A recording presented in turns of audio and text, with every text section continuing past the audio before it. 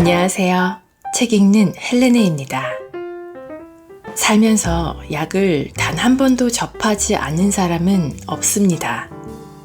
살다 보면 약이 필요한 상황이 반드시 생기는데요.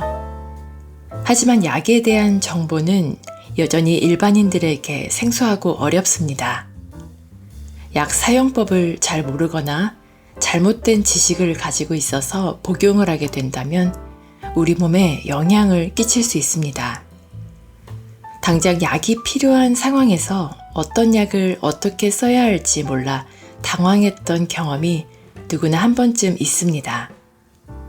약국에서 약사에게 물어보려고 해도 무엇을 물어봐야 할지, 어떻게 설명해야 할지 난감했던 경험을 하신 분들도 계실 텐데요.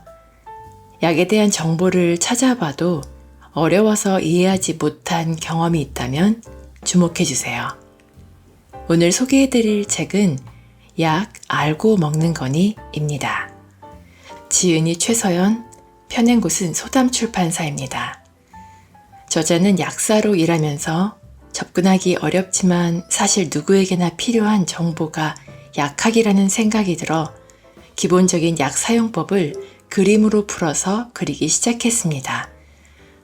이 책에서는 다양한 약 사용법을 그림으로 쉽게 풀어냈는데요. 자세한 내용을 알아보기 위해 책 속으로 들어가 보겠습니다. 칼슘제. 우리 몸 안에서 칼슘은 대부분 뼈와 치아에 존재하고 혈액 속에는 미량 존재하는데 이를 유리칼슘이라고 합니다. 이 유리칼슘이 다양한 생리작용에서 중요한 역할을 하기 때문에 부족해지면 뼈에서 칼슘을 꺼내서 일정 농도를 유지하게 됩니다. 이렇게 되면 뼈도 약해질 수 있지만 골격에서 칼슘이 과다하게 유리되어서 오히려 혈중 칼슘 농도가 높아지면 혈관벽에 쌓여 동맥경화의 위험을 높이거나 결석을 만드는 등 과다한 유리칼슘이 잘못 쓰일 수 있습니다. 물론 이런 부작용들은 고농도의 칼슘 외에 다른 위험 요인이 있을 때 발생합니다. 그러니까 칼슘은 너무 부족하면 안 됩니다. 음식으로 충분히 섭취하는 것이 좋고 영양제로 보충할 때는 의사의 소견 없이 필요량보다 과다하게 섭취하는 것은 피하세요. 칼슘제는 무턱대고 복용량을 늘리기보다 복용한 칼슘이 뼈에 잘 흡수될 수 있도록 돕는 것이 더 중요합니다. 칼슘 흡수율을 높여주는 비타민 D, 혈중 칼슘 농도를 적절하게 유지하는 데 중요한 마그네슘, 칼슘이 혈관벽에 쌓이지 않고 뼈로 들어갈 수 있도록 돕는 비타민 K2, 칼슘을 복용할 때는 비타민 D, 마그네슘, 비타민 K2도 챙겨 드시는 걸 추천합니다. 칼슘은 1회에 500mg 이하로 나누어 복용해야 흡수율을 높일 수 있습니다. 탄산칼슘, 인산칼슘은 식후에 복용해야 흡수가 잘 됩니다. 흡수되는데 위산이 필요하기 때문입니다. 위장약을 복용 중인 분, 저산증이 있는 분, 소화기능이 저하된 노인분들의 경우 위산이 없어도 흡수되는 구연산 칼슘이 더 나은 선택일 수 있습니다. 오메가3. 영양제 뭐부터 먹어볼까 하는 질문에 가장 먼저 떠오르는 영양 성분이 오메가3인 것 같습니다. 체내에서 합성되지 않아 필수로 섭취해야 하는 지방산인데다 식품의약품안전처에서 인정한 기능만 해도 혈중 중성지질 개선, 혈행 개선, 기억력 개선, 건조한 눈을 개선하여 눈 건강에 도움을 줄 수 있음. 이렇게 구구절절 중요한 것들이 나와 있습니다. 그런데 이 중요한 기능들은 충분한 양의 EPA와 DHA를 복용했을 때 얻을 수 있습니다. 캡슐의 총량이 아니라 그중 EPA와 DHA 양이 중요합니다. EPA와 DHA의 합은 제품 패키지에서 쉽게 확인할 수 있습니다. 약의 순도는 오메가3의 형태와도 연관이 있습니다. 자연 상태의 오메가3 TG는 흡수가 잘 되지만 불필요한 부분이 많아 순도가 떨어집니다. 그래서 가공을 거쳐 순도를 높인 형태로 사용됩니다. 2세대인 EE는 순도를 높였지만 구조가 달라져서 흡수율이 떨어집니다. 3세대인 RTG는 순도도 높고 흡수도 잘 됩니다. 이런 이유로 최근 RTG 오메가3가 가장 선호되는 것 같은데요. 단기간 2주 복용 연구에서는 EE보다 RTG의 흡수율이 우수했으나 장기간 3달에서 6달 복용 연구에서는 흡수율 차이가 크지 않았고 이 흡수율 차이가 임상적으로 의미가 있는지는 아직 모릅니다. 그러니까 2세대인 EE냐 3세대인 RTG냐 그것은 개인의 선택입니다. 다만 EE든 RTG든 오메가3는 공복이나 가벼운 아침 식사 후보다 기름진 식사 후 복용했을 때 흡수율이 높아지는 것은 분명합니다.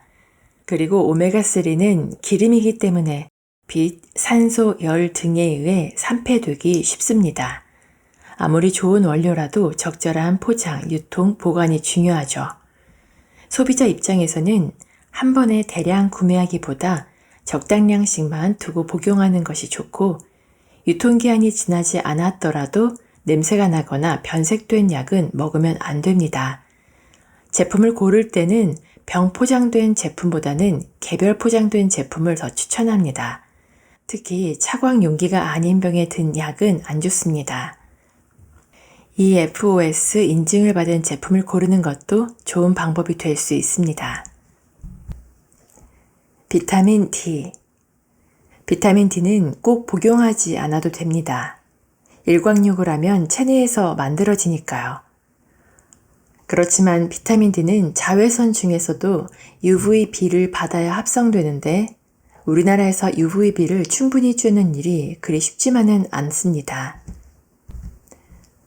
그래서 한국인 대다수가 비타민 D 결핍 상태라는 보고도 있습니다.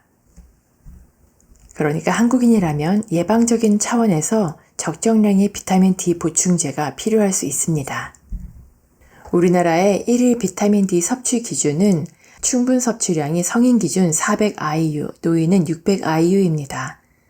가능한 섭취 범위가 상당히 넓고 체내 비타민 D 농도에 관여하는 개별 요인이 많아서 꼭 집어서 적정 용량을 말하기는 어렵지만 혈중 비타민 D 농도를 높일 필요가 있다면 충분 섭취량으로는 부족합니다. 참고로 미국 내분비 학회에서는 매일 1500에서 2000IU 복용을 권고합니다. 최근에 비타민 D 열풍이 거세졌지만 다양한 연구를 통해 일부 암, 말초혈관 질환, 류마티즘 관절염, 당뇨, 알츠하이머, 다발경화증 등의 질환과 낮은 비타민 D 체내 농도 사이의 연관성이 밝혀진 바 있으나 비타민 D 보충이 위 질환 등의 예방 효과가 있는지 여부에 대해서는 추가 연구가 필요한 상황입니다. 최근에는 비타민 D 열풍이 거세고 해외 직구로 고용량 제품을 어렵지 않게 구할 수 있다 보니 임의로 고용량을 복용하는 분도 계실 텐데 특히 비타민 D는 여러 영양제에 배합된 경우가 많아서 나도 모르게 과량 복용하게 될 수도 있으니 꼭 총량을 계산해 보세요. 비타민 D가 과다해지면 칼슘 과잉으로 인한 부작용이 생길 수 있습니다. 눈 영양제.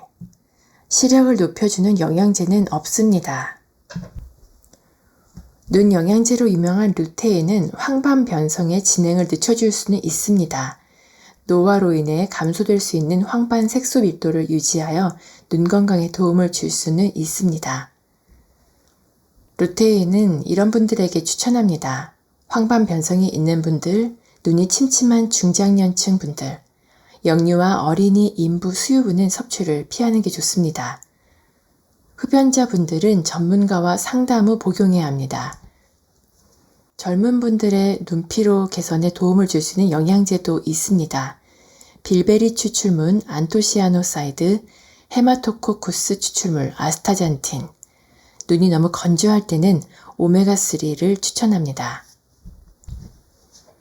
녹내장 개선과 관련하여 연구된 바 있는 몇몇 성분들이 조금 있습니다. 은행잎 추출물 안토시아닌, 카테킨, 레스베라트롤. 위 성분들의 녹내장 개선 효능이 학문적으로 입증된 것은 아니니 복용 전 주치의와 상담하시기 바랍니다. 아스타잔틴, 베타카로틴, 루테인, 지아잔틴 이 성분들은 모두 카로티노이드에 속합니다. 함께 복용하면 각 성분의 흡수율이 낮아질 수 있고 카로티노이드 과량 섭취 시 피부가 일시적으로 황색으로 변할 수 있으니 주의하는 게 좋습니다. 철분제. 철분제는 크게 두 종류로 나눌 수 있습니다. 햄철과 비햄철입니다. 햄철과 비햄철은 체내에서 흡수되는 경로가 다르기 때문에 나타나는 특성도 다릅니다. 비햄철의 흡수에는 여러 요인들이 관여합니다. 비타민 C와 함께 복용하면 흡수율이 올라가지만 흡수를 저해하는 것들도 많습니다. 제산제, 위산분비 억제제, 카페인, 폴리페놀, 피트산, 곡류 견과류, 다른 미네랄, 아연, 구리, 마그네슘 이것들과 2시간 정도 시간차를 두는 게 좋습니다. 그러므로 비햄철은 공복에 복용해야 흡수가 잘 됩니다. 햄철은 상관없습니다. 단 칼슘은 모든 철분 흡수를 방해합니다. 햄철은 체내 저장되어 있는 철분의 양에 따라 필요한 만큼 흡수되고 비햄철보다 흡수율이 높습니다. 그리고 철분제의 부작용이 거의 나타나지 않습니다. 비햄철은 함량을 높일 수 있어서 확실한 철분 보충이 필요할 때 복용할 수 있지만 햄철은 함량이 낮아서 예방적 영양 보충의 목적일 때 추천됩니다. 그리고 햄철은 가격이 비싼 편입니다. 무엇보다 비햄철은 종류가 정말 다양해서 성분마다 특성이 조금씩 차이가 나고 철분제에 대한 반응 또한 개인차가 크기 때문에 철분제는 전문가와의 상담을 통해 각자에게 맞는 약을 고르는 걸 추천드립니다. 소화제. 보통 식후 느껴지는 불편감에는 소화효소제를 먹게 됩니다. 원래 주로 췌장에서 소화효소가 분비되는데 외부에서 소화효소를 넣어 음식물 분해를 돕습니다.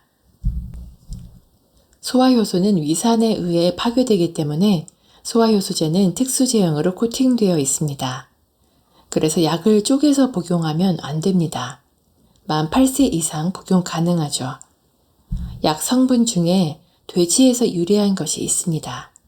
돼지고기 알레르기가 있다면 판크레아틴이 없는 소화제를 드셔야 합니다. 과식을 한 것도 아닌데 속이 답답하거나 식사를 한 지 오래됐는데도 더부룩하면 트리메부틴이 들어있는 소화제를 추천합니다. 위장관 운동을 조절해줍니다. 속이 너무 울렁거리거나 토할 것 같을 때는 돈페리돈을 드시면 좋습니다. 위장 운동을 촉진시키고 구역, 구토를 완화시켜줍니다. 돈페리돈은 주의해서 복용해야 합니다. 기존에 복용 중인 약이 있다면 약사에게 꼭 알려주세요. 복용하면 안 되는 약이 많습니다. 하루에 3병까지 최대 7일까지만 복용 가능합니다. 임산부, 수유부, 만 12세 미만은 금기입니다. 트리메부틴이나 돈페리돈은 식전에 복용하는 게 더욱 효과가 좋습니다. 뱃속에 가스가 너무 차거나 배가 빵빵해졌을 때는 소화제에 시메티콘이 들어있는지 확인해 보세요. 기포의 표면 장력을 줄여서 가스가 더 쉽게 배출될 수 있게 해줍니다. 소화불량 없이 복부 팽만감이 주 증상이라면 시메티콘 단일 제제가 좋겠습니다. 소화제는 생각보다 다양한 성분으로 구성되어 있습니다. 그러니까 증상을 자세히 알려줄수록 더 적당한 약을 찾을 수 있습니다. 수면 유도제. 가끔씩 유독 잠에 들지 못하는 날이 있습니다. 일시적인 불면 증상에는 약국에서 파는 수면 유도제가 도움이 될 수 있습니다. 감기약이나 알러지약을 먹고 잠이 쏟아졌던 경험이 있으신가요? 바로 이 항히스타민제의 부작용을 약효로 활용한 것이 약국에서 살 수 있는 수면 유도제입니다. 수면 유도제에는 2가지 성분이 있습니다. 독시라민, 디펜히드라민. 수면 유도제는 잠드는 데 걸리는 시간을 단축시킵니다. 만약 약을 먹은 다음날 아침까지 몽롱하고 머리가 무겁다면 용량을 반으로 줄이거나 독시라민을 드셨다면 디펜히드라민으로 바꿔보세요. 체내에서 더 빨리 소실됩니다. 주의할 점은 수면 유도제를 복용하면 코나 입이 바싹 마를 수 있습니다. 약국의 수면 유도제는 2주 이내의 단기적인 사용을 위한 약입니다. 항히스타민제는 신체적 중독의 우려는 없지만 장기간 복용 시 내성이 생길 수 있으므로 필요할 때만 간헐적으로 복용하시기를 권고드립니다. 레돌민 같은 생약 성분의 약도 있습니다. 6세 이상 소아도 복용 가능한 비교적 안전한 약이지만 2주에서 4주 이상 꾸준히 복용해야 수면 리듬 개선 효과를 기대할 수 있습니다. 수면 1시간 전에 복용해야 합니다. 그래서 급성 불면증보다는 오랜 여행이나 야간 근무 등의 이유로 수면 리듬 개선이 필요하거나 밤새 자주 깨거나 너무 일찍 일어나 잠들지 못하는 등 수면의 질에 문제가 있을 때 도움이 될 수 있습니다. 전문 의약품인 만큼 약국의 수면 유도제는 강력하지 않습니다. 수면 습관 및 수면 환경 개선이 필요합니다. 편의점 약. 편의점에서는 안전상비의약품 13종을 판매하고 있습니다. 편의점 약을 복용할 때는 설명서는 필독이고 용법과 용량을 꼭 지켜주세요. 약은 단기간 사용하시고 증상이 나아지지 않으면 전문가와 상담해야 합니다. 감기약이 필요할 때, 열날 때는 어린이 브루펜 시럽, 어린이 타이레놀 현타개, 어린이용 타이레놀정, 열나고 콧물 날 때는 판피린 T정, 열나고 콧물 나고 기침 가래 있을 때는 판콜 A 내복액이 있습니다. 소화제가 필요할 때 편의점 소화제는 모두 소화 효소제입니다. 기름진 음식을 먹었을 때는 리파제 함량이 높은 닥터 베아제, 장내 가스로 인한 복부 팽만감이 심하다면 시메티콘 함량이 높은 회스탈 골드가 조금 더 효과가 있을 수 있겠으나 회스탈 골드정, 회스탈 플러스정, 베아제정, 닥터 베아제정 어느 약을 먹어도 괜찮습니다. 다만 과식이나 소화효소 부족으로 인한 증상이 아니라면 약국약이 필요할 수도 있습니다. 특히 증상이 만성적일 때는 꼭 병원으로 가보세요. 편의점에서 파는 드링크제는 약국약과 성분 및 함량이 다른 의약 외품이거나 일반 음료입니다. 편의점 안전상비의약품 중 파스는 2개 제품이 있고 젤쿨파프와 신신파스 RX가 있습니다. 이외에 다른 파스들은 의약품이 아닙니다. 차이점은 진통 소염제의 유무입니다. 의약 외품 파스에는 냉감, 온감을 자극하는 성분만 들어있습니다. 안전상비의약품 파스에는 진통 소염제도 들어있습니다. 약이 피부로 흡수되어 염증 및 통증을 완화시켜줍니다. 덧붙여서 편의점 마데커솔은 의약품이 아닙니다. 상처 회복을 돕는 성분만 들어있고 항생제나 스테로이드가 들어있지 않습니다. 휴일이나 늦은 밤 약사의 도움이 필요할 때는 휴일 지킴이 약국을 검색해 보세요. 저는 평소 잔병이 잦아 병원이나 약국을 자주 다니는데요. 어떤 때는 약에 대한 부작용이 있기도 했습니다. 그 뒤로는 처방약이든 약국약이든 약의 성분과 부작용을 꼼꼼히 살펴보고 복용합니다. 영양제도 마찬가지로 정보를 살펴보고 섭취하려고 노력합니다. 여러분 중에서도 약이나 영양제에 대한 정보가 필요하신 분들이 많이 계실 텐데요. 기회가 되신다면 책을 직접 읽어보시고 건강에 도움이 되는 방향으로 약을 선택하시기를 추천드립니다. 오늘도 끝까지 저와 함께 해주셔서 감사드리고요. 구독과 좋아요, 댓글, 알람 설정은 제게 큰 힘이 됩니다. 즐거운 하루 보내시고 다음에 또 만나요.